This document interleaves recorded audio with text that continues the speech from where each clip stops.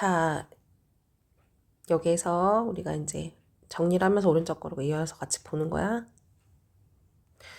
자, 어느 시대에 기적에 대한 꾸준한 보고가 있었고 오늘날에도 기적을 목격했던 사람들은 부지기수로 많다. 죽은 사람이 살아난다거나 바위가 스스로 움직여 떠난다는 것을 보았다는 증거가 그에다. 어떤 사건을 기적적인 사건이라고 할 수 있을까? 자, 기적적인 사건은 그것을 목격했다는 사람의 증언이 중요하고 기적적인 사건이 무엇일까라는 질문을 하고 있네요. 자, 기적적인 특이한 사건이라는 점에서는 동의할 수 있다. 그러나 일어나기 힘든 일이긴 하지만 자연 법칙으로 설명될 수 있는 한 그것은 기적적인 사건으로 간주될 수 없다. 근데 자연 법칙으로 설명되면 그것은 기적적인 사건으로 간주할 수 없대요. 예를 들어서 13척의 배로 133척의 외적을 물리친 사건은 힘든 일이지만 그렇다고 해서 이것을 자연 법칙에 어긋난다라고 할 수는 없잖아. 그죠? 그러면 우리에게 알려진 어떤 자연 법칙으로도 설명할 수 있는 사건은 우리가 기적이라고 말할 수 있을까라고 질문을 해요. 사진 강간판을 완전히 어두운 곳에서 줄곧 보관했는데 빛에 노출된다는 사실을 처음 알았을 때 이때는 기적이었겠지? 그래서 그 당시에는 자연적으로도 설명을 할 수가 없었대.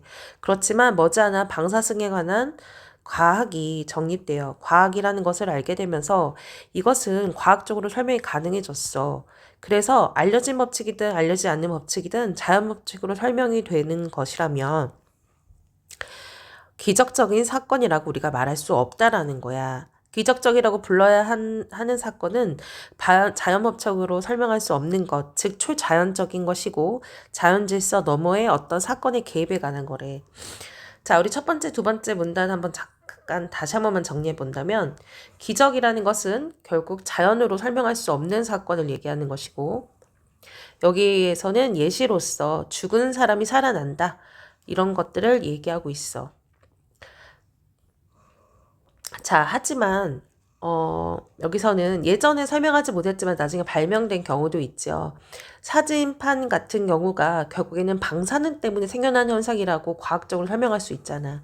반면에 예를 들어서 13척을 가지고 133척을 이기는 일은 얼마든지 전술로 가능한다면 있을 수 있는 일이야. 그래서 얘는 기적도 아니고 이것도 기적이 아니야. 나중에 훗날 과학적으로 설명을 했거든. 자, 그럼 다시 볼게요. 기적은 대체로 직접 관찰하기보다는 누군가의 증언으로 전달이 된대. 한참 전에 일어났던 기적적인 사건에 우리는 아무런 증거도 가지지 않으므로 기적에 대한 믿음은 기적에 대한 객관적인 뭐에 따라 다른 거야? 증거. 어떻게 만지고 보고 할 수 있는 것이어야 되겠지.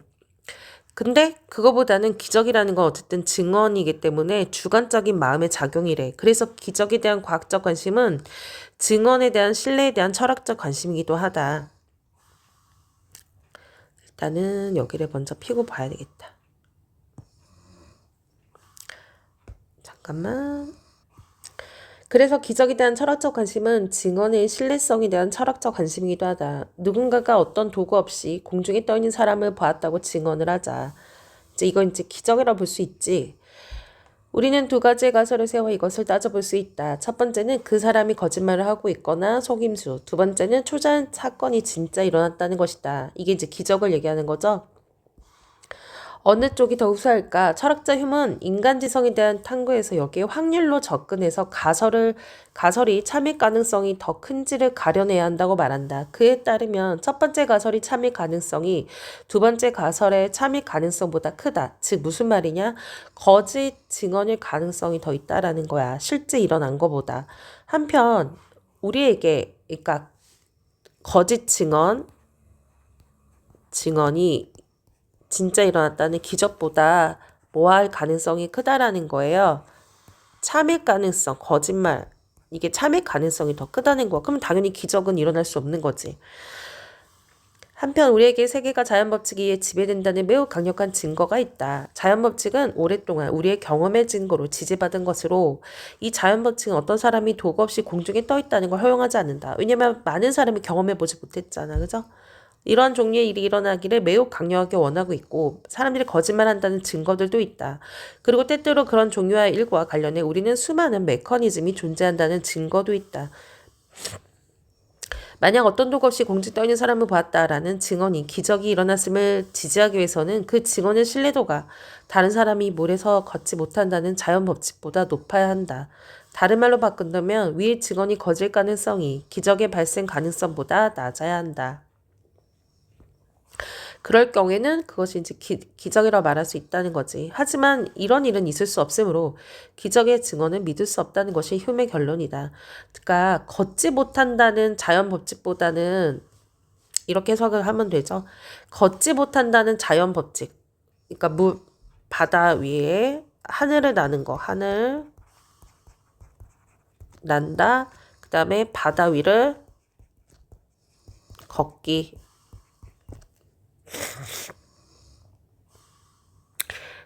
이게 만약에 참이 되려면 많은 경험과 토대로 오히려 바다 위에 걷는 가능성보다 공중 위에 하늘이 일어났을 가능성이 더 높아. 이 법칙이 높으면 이것이 바로 기적이라는 참을 만들어내겠지만 어떠니? 바다 위에 걷는 가능성보다 하늘 위로 나는 가능성이 높다라고 말할 수 있어요? 없어요? 그렇게 말할 수 없잖아. 그쵸? 그렇기 때문에 증언을 믿을 수가 없다는 거야. 자연 법칙이 높지 않기 때문에 둘 다 불가능한 거잖아요. 자, 그러면 여기까지 다시 한번 정리. 휴메의 생각은 기적의 증언을 믿기 어렵고 어떤 사람이 공중에 떠 있는 걸 봤다는 건 두 가지 가능성이라고 했지. 착각했거나 거짓말, 진짜 자연 법칙을 어기는 이게 이제 기적이라고 본 건데 휴메는 이것이 거짓 증언의 가능성이 더 높다라고 봤어. 기적보다. 왜 그러냐면 자연 법칙은 항상 반복했고 경험으로 누적이 됐잖아. 그렇기 때문에 이 자연 법칙이 이루어지지 않는 것은 거짓일 가능성이 높다라고 한 거야. 그래서 사람이 착각할 가능성이 높다라고 한 거지. 그래서 증언은 믿기 어렵다 이렇게 주장을 한 거예요. 자, 여기까지 봤는데 자, 이게 휴메의 주장입니다. 자, 그러면 이번에 흉과 같은 시대의 철학자 프라이스는 휴메의 기적 논증은 비판하였습니다. 현대 예로 말해본다면 프라이스는 비판을 했대. 내가 당첨될 확률이 1000만분의 1인 복권이 당첨되는 기적을 신문을 보고 확인했다고 하자. 신문을 봤어요? 휴메 주장에 따르면 신문 보도가 거짓 가능성이 내 복권이 당첨된 가능성이 작아야 신문의 증언을 믿을 수 있다라고 봤다.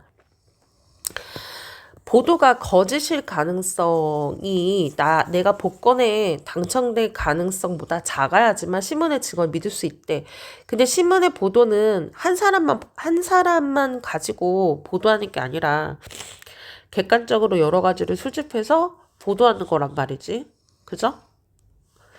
그러니까 한 명의 주관적인 생각이 아닌 거잖아. 그죠? 근데 휴먼 그렇다고 해야지만 신문의 증언을 믿을 수 있다고 봤대. 거짓일 가능성이 적어야지만. 그런데 프라이스는 신문의 보도가 거짓일 가능성이 당연히 1000만분의 1보다 작지 않잖아요. 그쵸? 1000만분의 1보다 작지 않잖아.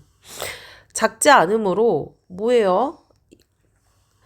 휴메 논증에는 문제가 있다고 본 거지. 이 반론의 결정적인 문제는 복권에 당첨되는 사건과 휴메 말한 기적은 완전히 다른 종류의 사건이라는 점이야. 복권의 당첨은 아무리 확률이 낮아도 실제 일어나는 것을 우리는 알고 있지만 자연 법칙에 어긋나는 사건이 일어날지 안 일어날지는 현재 논란거리잖아. 다시 말해 그 확률은 현재로는 제로야. 그죠?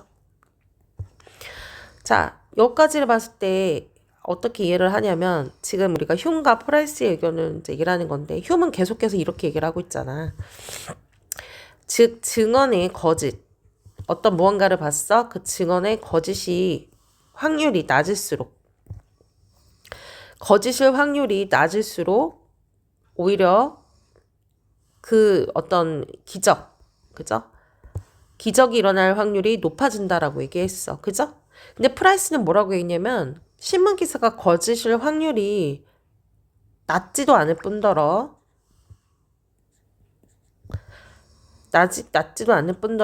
당연히 기적이라고 불리는 것은 이미 확률적으로 볼 때는 어때? 가능성이 있는 거잖아. 안 일어날 가능성이 오히려 없는 거지. 그러니까 복권에 당첨될 확률이 있는 거잖아. 그러니까 가능성이 없지, 가능성 없는 것이 0이라는 거야. 확률은 존재하기 때문에. 쉽게 얘기한다면은 이렇게 복권 당첨될 확률이 1000만 분의 1이어도 실제 당첨되는 사람은 있잖아. 제로가 없다고. 즉 확률이 매우 낮다고 해서 그러니까 거짓말은 아니라는 거야. 아까 휴문 경험하거나 이런 것들이 누적이 된 거를 통해 자연 법칙을 알 수 있고 그렇기 때문에 대부분의 그런 것들은 거짓이라고 주장을 하잖아. 자연 법칙에 발견이 안 된다면. 그러니까 기적이 될 확률이 없다라고 봤는데 여기서는 그 확률이 매우 적기는 해. 그죠? 보편적으로. 하지만 당첨된 사람은 있잖아. 그렇기 때문에 무조건 거짓은 아니라는 거야. 근데 이제 아까 그 관점에서는 휴메선 이렇게 말하겠지. 복권 당첨이라는 것 자체가 실제로 일어나는 일인 거고, 즉 자연 법칙을 어기는 일은 실제로 일어난 적은 없다라고 얘기를 하는 거야. 그래서 확률이 거의 0이라고 얘기를 하는 거야. 확률이 거의 0. 자연 법칙은. 자, 마지막에 핵심 정리는 기적이라는 것은 자연 법칙으로 불가능한 사건, 그리고 사람들은 기적을 봤다고 하지만 그 증거가 부족해. 그래서 휴은 자연 법칙을 더 중요하게 봤고, 그래서 기적은 믿기 어렵다. 하지만 마지막에서 여기서 이제 얘기하는 게 뭐냐면 휴이 그렇다고 해서 종교를 부정하는 것은 아니라고 했잖아. 단 신앙으로서 믿는 것에 대한 어떤 믿음으로서 생각을 하는 거고 어떤 종교를 어떤 증명을 하고 기적을 보는 것으로 즉 과학적으로 증명을 하는 즉 이성적으로 증명을 하는 것은 아니다라고 얘기를 하는 거야.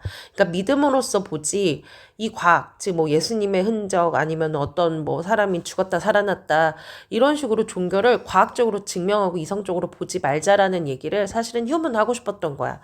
그래서 당시 이 시대 때는 기적에 관한 논의가 있었다라고 보는 거지. 이해 갔죠? 신앙에 기능한다라는 걸 얘기하는 거다.